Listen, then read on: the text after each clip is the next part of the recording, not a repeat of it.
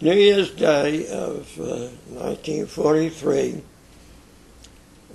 we were assigned to bomb a target in a town called Heraklion, Crete. Interesting, if I divert and tell you about Crete.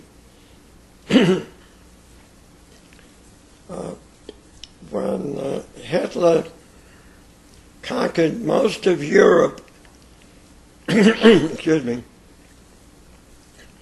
Mussolini became upset that he had nowhere to go to get glory. So he went into Greece, and the Greeks defeated the Italians roundly. To overcome this, the Germans marched into Greece and chased out the English who had come there to help the Greeks. The English fled from Greece and they went to Crete. The Germans followed them in the first airborne invasion in history. The Junkers trimotors brought in troops, the parachutists landed in Crete, and they took over the entire island. New Zealanders who had been fighting there hid in Crete the entire duration of the war. And remarkably, when World War II ended, the German garrison in Crete refused to surrender until they got proper signals from Berlin that the war was over. Anyway, we got to Crete. We saw a few planes coming at us, nothing serious. And we returned back to Tobruk. On the way back, everything fell apart. We lost the oil pressure, we lost the hydraulic system. It was a combination of mechanical failure and some FLAK.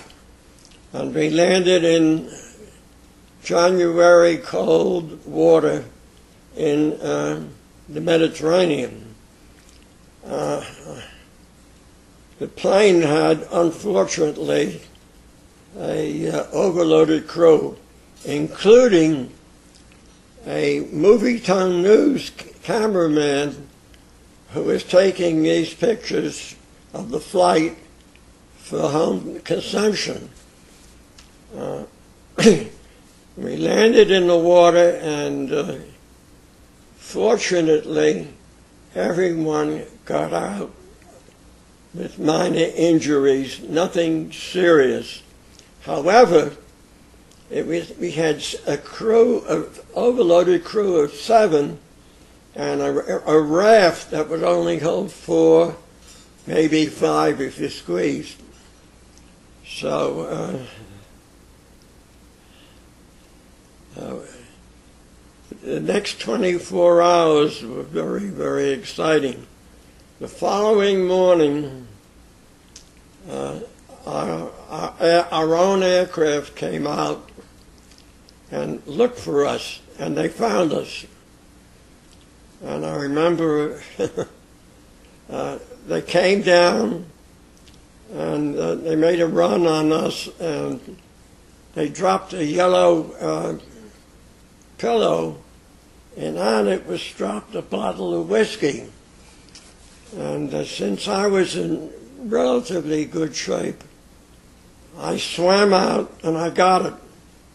And as I got the pillow with the whiskey, I grabbed the pillow and the whiskey fell off and went to the bottom of the Mediterranean.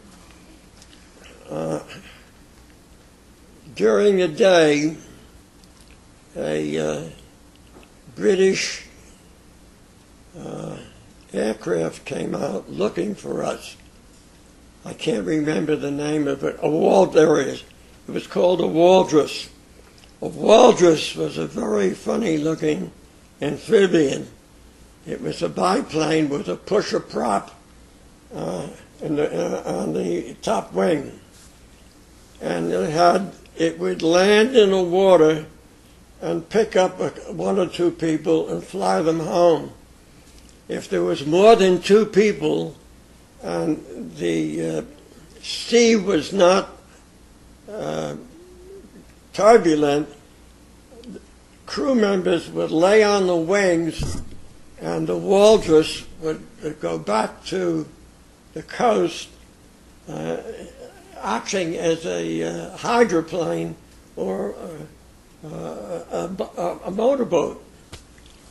Well, they came at us several times, but the sea was much too rough and they couldn't land.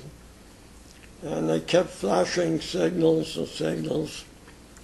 And finally, a Wellington bomber came by. And it was remarkable. He flew past us, and he opened the window and he threw out a can, and I caught this one. It was a box of chocolate from Cadbury's, and he had a note in it, and he said, "Cheer up, lads, we found you, help is coming." He dropped a circular tube, and we got in that, and that saved us from dehydration because it was very cold and windy. And within a few hours, along came a air-sea rescue boat, and this boat picked us all up, and then we spent the next 4 days in that boat. We entered a perfect storm, the most violent experience of my entire life. Nothing will ever exceed that. When I woke up and I had busted ribs and then my nose was bleeding, I looked out and I thought I saw the end of the world. There was a wave coming at us, and it was so high I couldn't see the top of it.